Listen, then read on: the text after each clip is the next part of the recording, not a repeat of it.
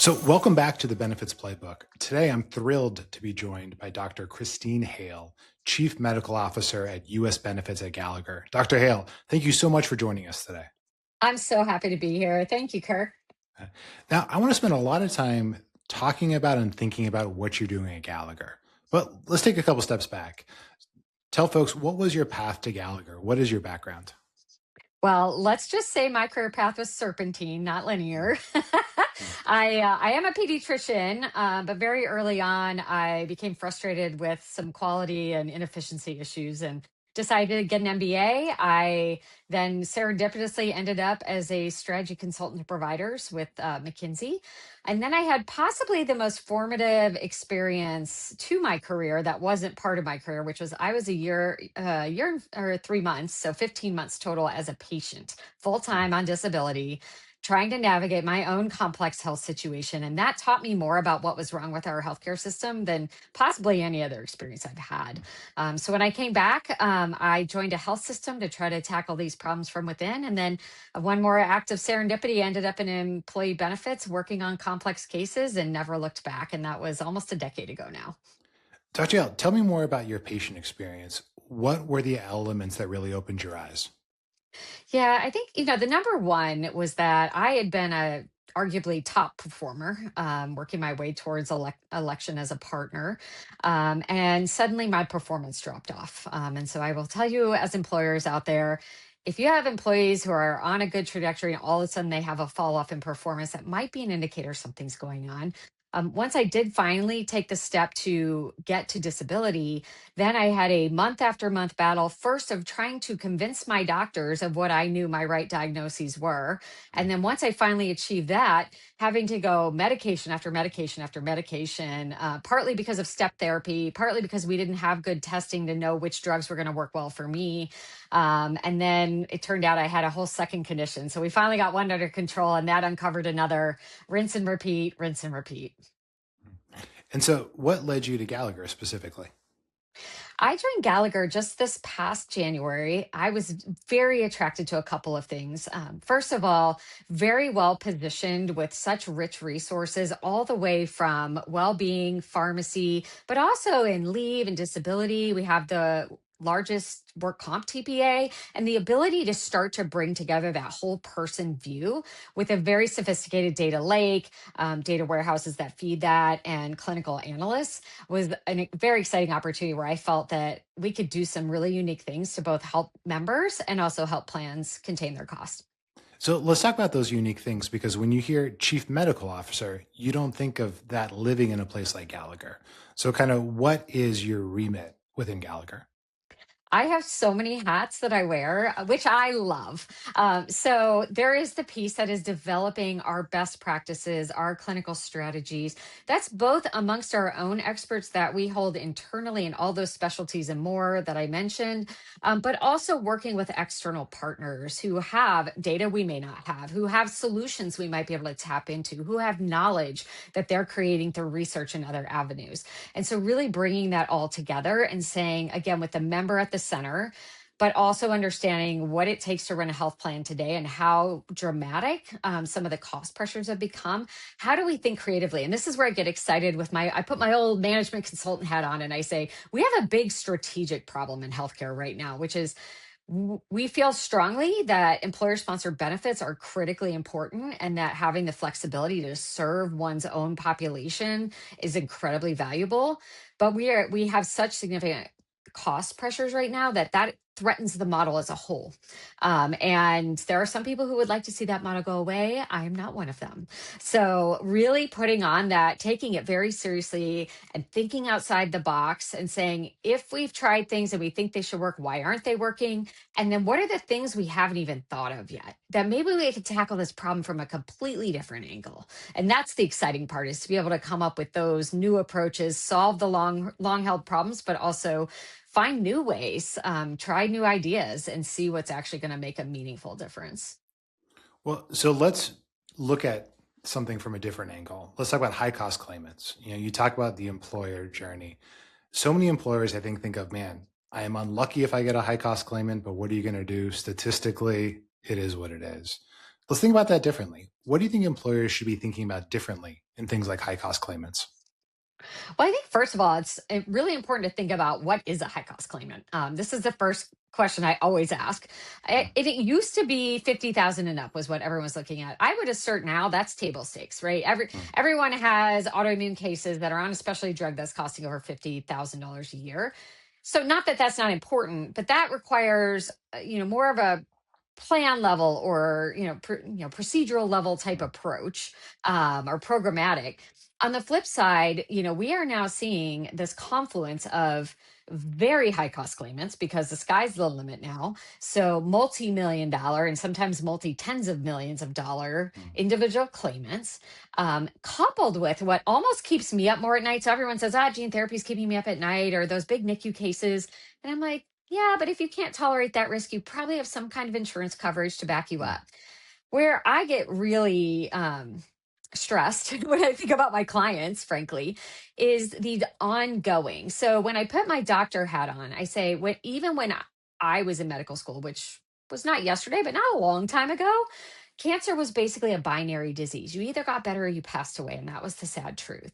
We can now keep patients alive for over a decade on suppressive therapy, treating cancer like a chronic condition, living very happy, productive, fulfilling lives. That's incredible. However, insurance was not really set up for ongoing risk. It was Mm. set up for unknown risk and to spread that unknown risk. And so that's where I see a lot of organizations getting into trouble is they say, well, I bought stop loss. Well, if you have someone on an $800,000 a year regimen and they're going to be on it forever, the stop loss coverage is going to run out after a few years. They're going to say that's known risk and we can't, our business model doesn't support that. Right. And so that's been the real challenge is trying to figure out how to balance strategies that help you mitigate the lightning strike, shock, and awe claims, coupling it with, wow, the water level is really rising on these ongoing claims and how expensive those are getting. And that requires a different way of thinking. When you think about whether, to use your words, kind of the lightning strike versus the ongoing, what are the points of failures in the healthcare system you typically see surrounding those members? On the lightning strikes, this one is very interesting. They're often hospital based claims, right? Sometimes it's a gene therapy, which also could be hospital based. But a lot of times it's somebody who's been sitting in an ICU month after month. And one of the big challenges we see there, in addition to just overpricing, which frankly, a lot of people don't really pay enough attention to because they're told, oh, that was paid on a case rate or a DRG. They may not know that most providers have contracts with the payer networks that say above a certain amount, it's now considered exceptional or an outlier and it's going to revert back to a percentage of charges. So people just stop paying attention because they've sort of been lulled into complacency, right? But the other really big thing that concerns me when I dig in these big, long hospital stays is and I was there. I almost went into intensive care medicine. And when you are the attending physician, you might only be on that ward for 1 week and then you go back to your lab or teaching or whatever. You're just trying to figure out how to stabilize that patient and keep them going, right? You're not really thinking long term down the road. And we'll find cases like NICU babies that have been sitting on inhaled nitric oxide, which is for the audience, all you really need to know is it's really expensive, frequently $6,000 a day or more. And if you look at any treatment guidelines, really you should only be on it for 2, maybe 4 weeks. And we've seen these outrageous NICU claims where patients just sat on the drug for 4 months. And, it's not the most risky drug out there, which is why I think the clinicians don't necessarily like prioritize it, but it's not totally innocuous and it's $6,000 a day, but the providers, much like the patients or the family members, don't know what these things cost, right? So there's no impetus to really get ahead of that because they don't really understand the implications of it. So there's a lot of things that can go wrong when you're in there for a long time and you're just kind of glide pathing and people forgot to change the level of care when you started to get better. And, just some of these things that had you gone in for one visit, it would be fine, but it's because you've been there and things have kind of been going up and down that they can get lost in the shuffle. And I'm sure there's a lot of employers listening to that, hearing that's terrifying, but what do I do about it? So, from your perspective, how do you coach your clients to think about intervening and supporting members like that? That's a great question. I get that question a lot because people say, well, that's really interesting, but Dr. Hale, we're not doctors and we're not claim experts. So, how do we get our arms around this? And I tell them the first job they have is to ask good questions. So, I love to give employers rules of thumb. Like my rule of thumb on a hospital case before I even open the case. If they were in an ICU, if it's more than 30 grand a day, I'm asking questions about it, right? So there's a lot of these thumbnails that we can give to employers to say like, wow, this should pique your interest, and just go back and start asking questions. Why is it so high? Was there a complication? And then have really good partners that you trust that can actually verify the details and help you stay on top of these things, because you will quickly, if you are trying to be a very good steward of both your members care that they're receiving and make sure they're getting the best outcomes and also your planned dollars. It's pretty sophisticated, and you're going to need some clinical resources and some claims advocates that can really coach you through some of the nitty gritties that's happening behind the scenes. But anyone can ask questions. Every employer should be doing that. But maybe this is too fundamental of a question, but to whom do you ask those questions? It might vary. Yeah. Certainly, you should be holding a lot of questions forward to your plan administrator, to your PBM, but you also should have some independent parties. It might be a benefits consultant, it might be a vendor solution if you have a solution for that particular area, that particular disease state or type of care. Even other employers. So I love to encourage employers to participate with employer coalitions if there's one in their area, because that's an opportunity to talk to other employers. Say, hey, I'm seeing this. Are you seeing this? What have you done about it? And really share those ideas, knowing that the person on the other side of the conversation doesn't have skin in the game on the answer that is presented forward. So, step one, make sure you're asking the right questions. When it becomes time to actually support the member, how do you think about the service levels, the types of support that you think are most important? For members, there are a number of things. So, first of all, right diagnosis. I cannot underscore this enough. Hmm. The number of cases I've seen, and people talk about waste in the system all the time, right? I think most of our employers would think about waste in some very highly publicized things like hospital pricing. And certain hospitals, not all hospitals, but some are really marking up the bills. Most employers know about things like PBM rebate shenanigans, I'll call them, and things like that. But what a lot of people don't understand is just how much waste is because members either don't have a correct and complete set of diagnoses, or they're on a treatment that isn't helping them, or both. So I'll give an example because I had a member who was diagnosed with multiple sclerosis. Obviously, that's a devastating diagnosis, and was put on a medication. It was being, I will say, overcharged at $300,000 a year. But needless to say, it still would have been over 100,000 even if it had been priced in line. And yet I'm looking at this case and I'm looking at the trajectory and getting the case notes and looking at the symptoms, and I'm saying I don't think that this is actually MS. We get a second opinion, sure enough, not MS. So this member has now been on for months and months a $300,000 a year medication that isn't doing them a lick of good. They're lucky it didn't harm them, and meanwhile they had an untreated back condition that could have caused paralysis had we not figured out the error. So getting the right diagnosis, getting the right treatments that are, FDA approved. If there aren't FDA approved treatments that work for this member, getting them in a clinical trial is an option. And then certainly a huge piece is getting care rendered to members in a way that is convenient, accessible, safe, and affordable for them. Because if they don't use the treatment because they can't access it, or it's inconvenient, or it costs too much, it doesn't do any good. So those are all areas where we can help members and then help the plan at the same time. And do you help them through, again, giving them tools and ideas on how to get a second opinion?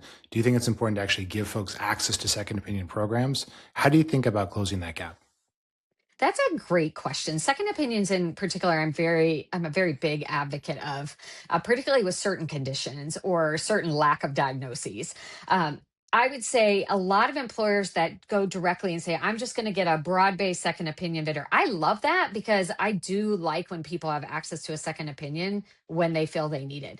The problem with just putting that in place and then just putting a flyer out and saying you have it is For most employers, very few people actually use it. In fact, I've had some of my own colleagues at a prior employer who were also in employee benefits come to me saying, I need a referral to this specialty center. And I'm like, you forgot that we have Mm, free second opinions, mm, right? So we have to make sure if we're going to put a solution in place that we are proactively engaging, both making members aware they can utilize it, but then really the secret sauce for the complex cases in particular. I was very passionate about this so much that when I first started in the benefit space, started referring cases directly to a complex care program with the Mayo Clinic. I haven't found another one like them yet, or I'll be mm. happy to promote that one too. But this is a unique program where you have people who can't get a diagnosis. Maybe they've seen four neurologists or they've seen seven different types of specialists and nobody seems to know what's going on. And you can get somebody in and they might spend 3 days there, see eight specialists, have a few additional tests, and get a whole comprehensive report on their diagnoses, suggested treatment options to get back to their local community. A really unique offering, probably something that would have saved me 10 months of my disability Mm. journey, frankly, and has even saved some people's lives. But people don't find their own way to those solutions, right? It really takes a specialized team who are following and seeing the patterns in the data and, crazy things. Like I've had people who went to one member 135 ER visits in 1 year for Wow. migraines. And I said, I have migraines. The last place I want to be is an ER. Something else is going on here, right? So there need to be not only avenues where an individual member can self-refer and then giving them reminders, access, easy, plan designed to help make that happen. But also, there are going to be cases where they don't even think to ask for it and they would really benefit. And frankly, they tend to be the ones that are the most appreciative. So we have to also find ways to support members on that journey. You're in a really unique spot where you see so much. And I'm sure there's a lot of solutions you're impressed by, some that leave you wanting a little bit more. How do you balance helping people navigate solutions versus just rolling up your sleeves and kind of building it or putting it together yourself? That's such a great question. And I think, particularly in today's environment, point solution fatigue is real. Members are confused. They, log in, they see 15 different options and they don't know which one to go to. So it can be very difficult. That said, my default is always each employer is just like each member is different, each employer is different. And they have built a unique ecosystem that with the best advice they have put together to serve the unique needs of their population. So my default is always it's our job, I feel, to understand the sophistication and offerings of those solutions, what they can do, what they can't do, and make sure people are getting the best utilization of what they have in place. The places where we then come in and build a solution are where we see gaps, right? Where we see that there is something like complex case diagnosis where we can't find, nobody seems to have that. So let's actually go. And also, it often tends to be where there's a smaller population. So maybe it doesn't make sense for that employer to have a whole solution just for, maybe to use it once or twice a year. Those are opportunities where we can actually build something or stand up a unique partnership on behalf of the companies we work with to then say, it's okay, you don't have to have 50 contracts, right? This might come up once every 5 years for you, but we have a relationship. We can handle that. If it gets to that and your providers don't have something in that arena, we can solve that for you. Keep going on that. Tell us more about Stella, a new program within Gallagher. I'm so excited about Stella. So Stella is very interesting. Its origin comes from actually our work comp TPA. We have 1,000 nurses. I'm not kidding, 1,000 Mm, nurses in our work comp TPA. And they don't just come from occupational health backgrounds. They actually come from a lot of interesting, diverse specialties. So ICU, cardiac, a lot of things that we would see also popping up on the high cost claims side. And so we've taken and really looked again to fill that need, that hole. So we know that there are some plans that have great experiences with their current case management solutions. They may have enhanced case management for certain conditions like maternity or cardiac. On the flip side, we have other groups that have said they've gone all in and they say we want navigation for our whole population. but that's not necessarily cheap. And not every employer can, or does have the resources to deploy a whole group level plan like that. And so we've pulled out some of our specialty nurses that have decades of experience with navigation, know how to move roadblocks, know how to have conversations with members and make relationships with them, and built out a solution specifically geared towards complex case navigation, including having a designated nurse that is assigned, or nurses, depending on size, to that employer, so that people aren't just calling and getting whoever answers the phone. They're calling and they're getting Nurse Susie or they're getting Nurse Tim, and they know that person and they built a relationship. And then when their colleague has a really complex problem, they can say, wow, well, you should just call Tim because he was really helpful for me. And then what we did was he said even further, again, because we know there are certain unique specialty situations that might arise that an employer may not have enough of them to want to build a whole solution.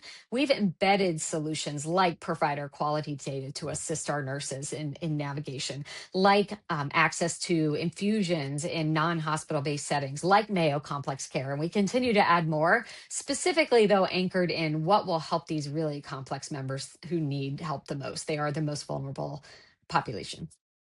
One of the things you've talked about, though, is it's not just the medical care. You mentioned leave and some of those pieces. I think so often point solutions have a swim lane and they say, leave's not in my swim lane. And that's Mhm. left to the member to figure it out. Why do you think that holistic support is so important for members?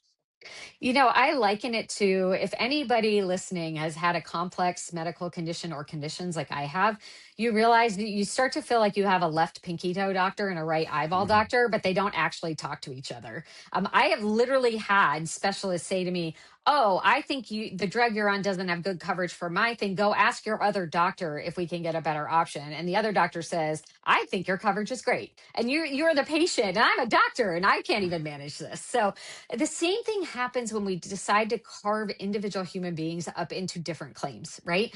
So we kind of start to lose the forest for the trees. So we see the medical claims over here, pharmacy claims there, leave, disability, work comp. Well, we can't, first of all, we can't fully serve a member if we're only seeing part of what's wrong with them. We may be able to pull in solutions that are helpful to them, and it's all connected, right? It's like one body. So we may get more insights and information into what their true needs are and have better ways to help them be productive, help them live happy, longer lives if we see the full picture. We also have a better opportunity to understand what interventions are truly making a difference in the cost of providing benefits to our employees if we take a holistic view. I, for example, had a meeting recently where somebody said, "Hey, can you come talk to this employer? Happen to be a client of ours. They are interested in musculoskeletal solutions." And I said, "That is great. I am more than happy to come talk. But I also want to understand what's going on in their work comp situation, what's going on in their leave. And I want to talk about metabolic conditions because, and it was actually quite insightful because as soon as I said metabolic, because I know as a provider that when you're carrying around excess weight, that causes a lot of trauma in your joints. It also makes you at more risk for work comp injuries, for disability claims, chronic pain, and things like that. And so I mentioned this and they said, "Oh my goodness, well, it turns out that these are truck drivers and they just spent oodles of money Mhm. refitting their trucks with special seats because their drivers were too big to fit in the old seats." And so they were like, "Wow, you just, unlocked a connection." And I said, "Yeah, you would be really amazed at how many things are connected." So getting those multiple viewpoints and then getting really smart people that think about these things differently. Things like intermittent leave. I was having a conversation about autoimmune disease and how we can think about that holistically with our leave team. And they said, "Well, Dr. Hale, one of the biggest problems in autoimmune is they don't necessarily have one period of time where they need to take some time off and then they come back and they're totally better. This is something where it's going to flare and then it's going to remit and it's going to relapse and it's going to remit. And so having an intermittent leave policy, thinking about workplace accommodations, right? These are things you may not need for other groups of individuals, but you certainly do if you have a large autoimmune population." Well, let's try to supercharge the people who are listening right now so they can all be Dr. Hale. When you get a request like, come talk to us about MSK, what are the questions you're thinking through in your head that employers or folks on this vein can start asking themselves? Well, my first thing is please don't stop with that high level diagnosis. So Mm. I frequently will go in and say, let's have a conversation. And they say, yes, cancer is a big deal for us. Um, and they'll say, well, we have this solution. And I'm like, that's a great solution. How'd you arrive at them? Well, we talked to another employer that has cancer problems too, and they have it. And I'm like, okay, but is their cancer problem the same as your cancer problem? Because or let's say a screening initiative, right? Please don't walk away thinking I'm telling you don't work on screening. You should. If you have poor screening compliance rates, absolutely should work on that. However, if you're trying to solve a high cost cancer problem, and if all of those members have pancreatic cancer and ovarian cancer, you can do the recommended screenings all day long and never pick that up. So you really have to understand what is that problem. So try to ask the five whys, if you will, and say, like, let's dig a little deeper, truly understand the nature of that problem before you ever get to then, okay, what are the solutions that I can either build or buy or partner with in order to solve that problem? I know one of the solutions that you're especially passionate about are centers of excellence. What are the whys that you have gotten to personally that make you think that COEs are such a good solution for the right client? Well, before I tell you why I love them, I'm going to give a disclaimer, which is unfortunately, I think the term center of excellence has become way overutilized. You look at some of the COE networks out there and it feels like everybody's in them, in which case I'm like, well, what makes you excellent if you're in the top, 80%? You're just average at that point. So I've started using terms like center of distinction because I think what we're really looking for here is making sure that when you do have something that's off the beaten path. So I'll be the first person to say, even, with more common types of cancer, for example, often the best care is at your community oncology center, frankly. You're close to home, you're surrounded by families. But if you have cancer of the appendix, there's probably only 5, maybe 10 centers in the country that are truly equipped to deal with that problem. And in those cases, we've known it in surgery for years. It applies to other areas of medicine as well. The more you encounter something, the better you will be at it. And if you're going to a place and you're going to have brain surgery, but they don't have cancer brain surgeons there, maybe this one is pretty important. Maybe you want to go to a place that actually has some real solid experience and proven outcomes in doing that. We're further pushing now our centers of distinction, and we're looking at not only the medical quality of their outcomes. So I would say there's really three defining factors, right? The uniqueness of the service. Do they have something special that truly you can't get somewhere else? Um, Secondly, or is it delivered in a special way, like Mayo Complex Care, where you can see 8 providers in 3 days? The second piece really then is the quality. Is there demonstrable impact on the outcomes that the member receives? And third, and historically maybe one of the harder ones to find is it have an actual impact on the cost for the plan? But I had the privilege of working alongside Mayo for probably 7 years, probably prior to even starting at Gallagher. Now I'm continuing that relationship. But over that amount of time, it was great because we had all the data for our members on the plan. So when we referred someone, we could continue to follow not only their clinical progression, but their cost. And we were finding on average, now it varied based on how much they were running before we referred them, but on average, we were saving $80 to $100,000 per member referred. And that actual impact persisted because now they had a correct diagnosis, they were on the right treatment, and if their local care team had questions, they could call for advice. That's what I think makes a real center of distinction. A, that they have unique services. B, they have superior outcomes. C, they're lowering cost in the long term because they're doing the right care. And then finally, that they're willing to continue to partner so that the member just doesn't end up right back with them again on the back end. Yeah, you just said that having the data to track outcomes are so important. I think you've also said that having the right data to get specific about what the problem is. When you think of employers using data, what are things you wish they did differently or more to truly unlock the power of it? That's a great question. I've already kind of alluded to this a little bit, but going below the surface level. So, first of all, I would assert in this day and age, a data warehouse that integrates medical and pharmacy data at a member level is table stakes. If you haven't already explored that with your consultant or whoever advises you on such things, I highly encourage you. There's a lot of really good solutions out there. Some of them you have a lot of add on bells and whistles, some of them are basic, but at its most fundamental form, you have to be able to integrate these pieces of data. Why? Because we have cases, for example, where a member might get a gene therapy for $2.1 million. I'll let you guess which one it is. And that's running through the medical plan, right? Because that was done in a hospital.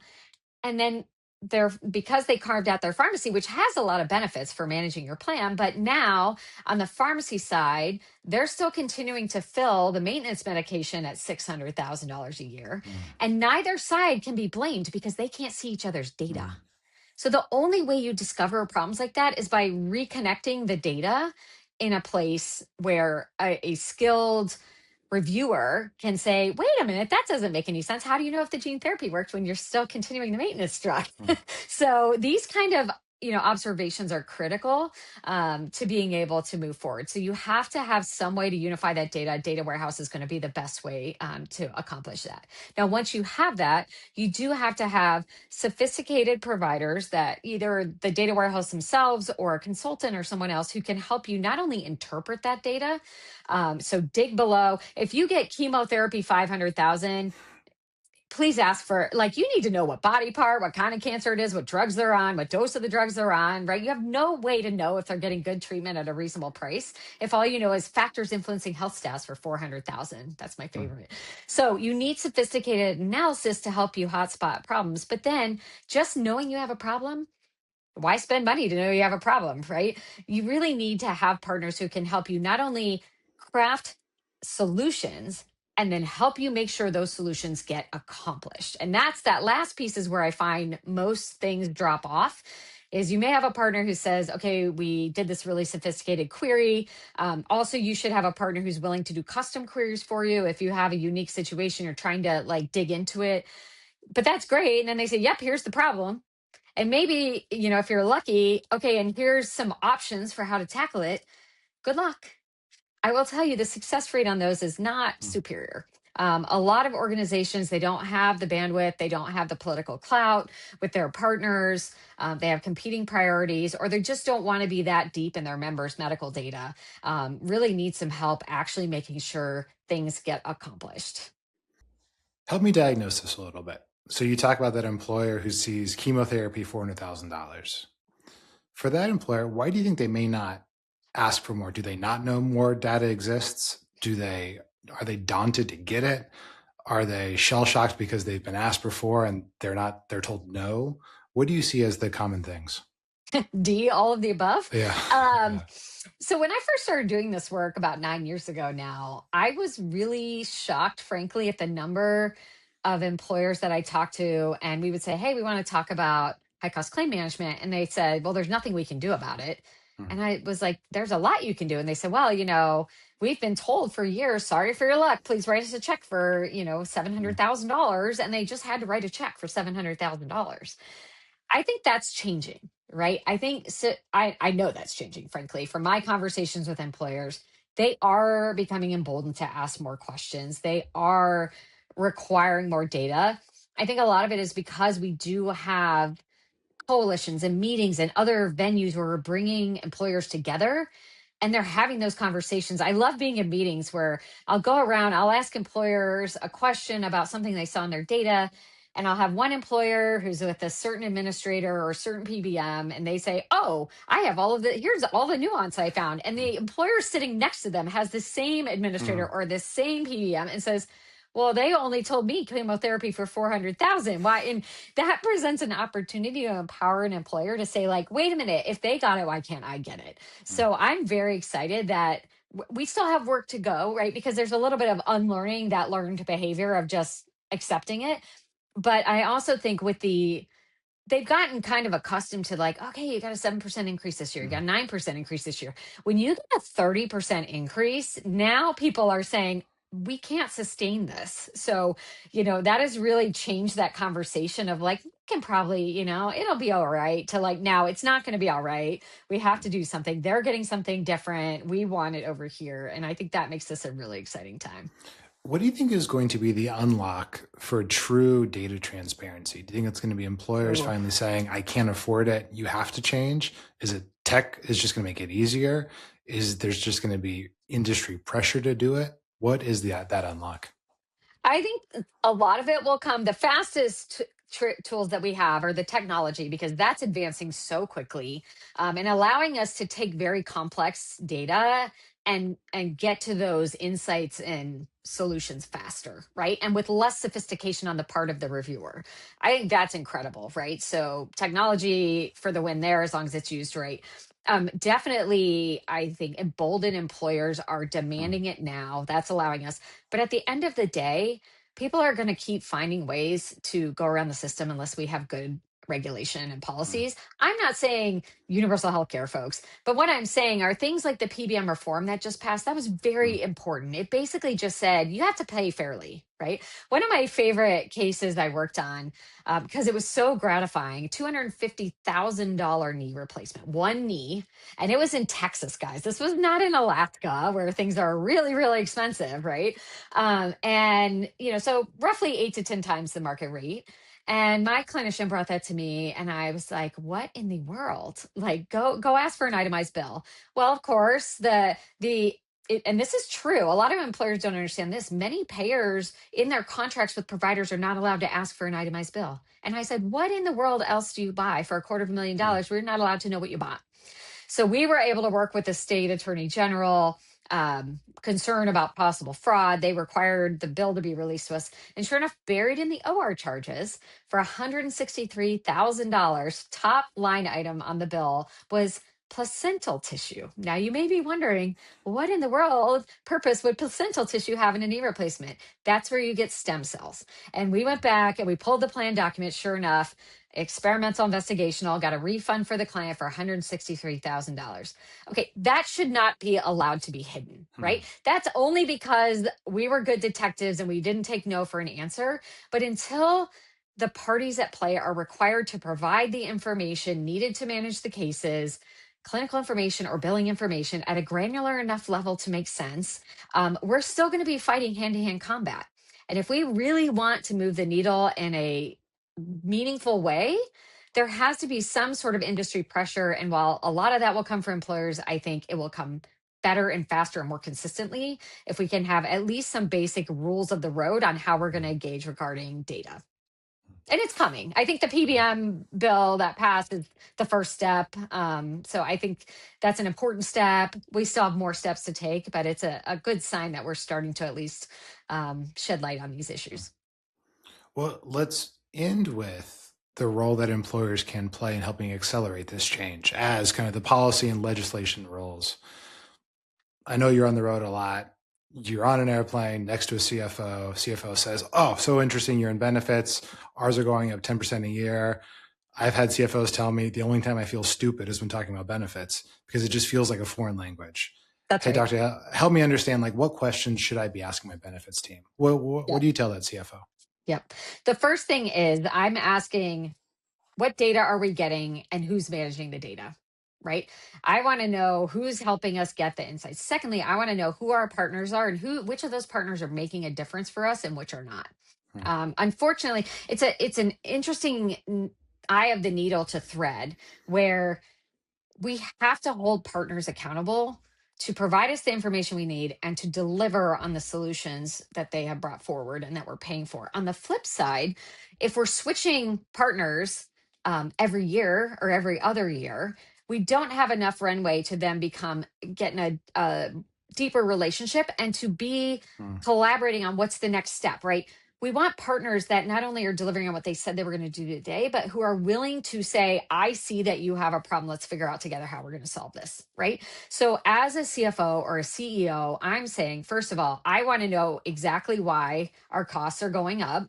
And I don't expect my benefits team to know that. I expect them to point me to the right partner who could tell me the answer to that question. Secondly, I want to know who all is supposed to be helping with this. And are they making a difference or are they hmm. not? And if not, why not? And then we're going to go and say, we're going to build some deep relationships with partners that actually do what they say, who are willing to look forward to the future and are going to build solutions with us that make a difference. And I think to that point, none of this is easy. So you got to have the right partners No, in the trenches or foxhole with you that you want that's to fight right. the battle with. So now, flip that conversation another way. As you talk to let's say benefits teams who are saying, "Man, I just wish I could have a better communication with my executive team to tell them what's going on, ask for help. How do you encourage them to have that conversation? That's so interesting you should ask that. I actually recently spoke to a group of employers at a coalition meeting. And we, at the end of the meeting, went round robin. They had tabletop discussions for the last Mm, part. And then we did report outs. And the very first table said their to do item on their list was to ask me to present to all their CEOs and CFOs. And I said, sign me up. mm, So don't be afraid to ask for help. I mm, get it. It can be very hard because, I mean, frankly, I went through this as a physician and moving into the business and finance side of healthcare as well, where I was told things like, don't bring me your doctor math. mm, So, we docs have that problem too. mm, We get it. You have to find people that actually can be a translator of sorts. Know what the thing the receiving end is going to be looking for, and the things that matter to them and that will catch their attention, right? And so creating regular touch points. First of all, leadership don't tend to like surprises. So I would say creating those natural, like periodic touch points so there aren't big surprises or at least fewer. And then don't be afraid to ask whether it's your administrator or PBM, your consultant, a vendor partner. If you're having a hard time with that messaging to your leadership, see if you can set up a conversation where you can all be on the phone and get some clinicians on there or some really good claims experts to really dive in deep and help answer their questions right there and then, so you get all on the same page. mm. Let's end by talking about the future a little bit. What is one part of healthcare that you wish was moving faster and you feel like is still daunting? And the flip side, what's making you optimistic that things are pointing in the right direction? Well, let me start with the what I wish would move faster. Honestly, that linking of the full member information and also Mm, pulling out. If there's one piece of advice I can give people today, please start asking for your autoimmune claims to be pulled out from the 15 different specialties that it's buried in today. mm, It is often amongst the top 3 or 4 drivers of large claims and rising cost, and you can't see it because it's buried mm, in a whole bunch of different specialties. I walked into this role in January, and day one, I was like, let's go build this report. So we mm, actually have now built our first prototype of that report. So that I wish would move faster. I wish we would actually create a specialty for autoimmune like we have for cancer. It's the same drugs. Often people like me have multiple autoimmune conditions. So sometimes it's even the same people. mm, And it is an opportunity to both not only improve the care, but improve all of the things, prevent triggers and things, stress, diet, lack of sleep, right? That could be mitigated. And then the other thing I wish we could do more of is creative solutioning, right? Again, not only on the addressing the problem that exists, let's talk about the leave application, the work comp, but also on things like, gee, if we know that certain foods or additives are inflammatory, why, when we host a conference, do we have those snacks as the only options, mm, right? We need to think more holistically and walk the walk. We can't just tell people like in your spare time, here's some mental health benefits when the reason that some of these people are very stressed is because they have toxic managers and we aren't doing anything mm, about it, right? mm, So we have to couple that, dealing with the issue at hand with then really going back to, we call it in healthcare root cause analysis, where you go mm. back and back and back and you keep saying, well, why did that happen? Well, why did that happen? Why did that happen? Until you finally arrive at some of the things that were the sort of progenitor of the whole situation and say, we got to tackle it right now, but let's not keep, that's the definition of insanity, is just keeping doing the same thing, expecting a different outcome, right? We have to actually get back to the root cause and start to solve those in creative ways. Now, what makes me excited is we do have capabilities now, right? We have AI that we can bring to bear that's allowing even groups like mine to hotspot faster. What are some of those things that aren't working, whether it's being billed incorrectly, whether it's members that need assistance? We have the technology coming to help us with these things and to help us connect dots between all these different data sources in a way that we've never been able to do before, or that would require very costly resources. So the technology is coming to help us. We're starting to move the needle on awareness of the issues and even some of the legislation and just conversations at a high level. So the opportunities are now becoming greater to get unstuck. We just have to stop accepting our old way of doing things and be committed to doing something different. Well, in the spirit of doing something different, you gave an open invitation to speak to the nation's CEOs and CFOs. That's right. If If folks want to reach out to you, what's the best way to get in contact with you? Hit me up on LinkedIn, Christine Hale. And I think my maiden name is in there too, Morehouse spelled in the German way, so you can't miss it. You can message me there, my email and phone number in there as well. Please don't hesitate to reach out if you have a question or want to follow up. Well, Dr. Hale, thank you for the conversation today. Thank you for the energy. Thank you for the passion. And thank you for helping to push everyone where they need to be. Thanks for the opportunity. I appreciate it.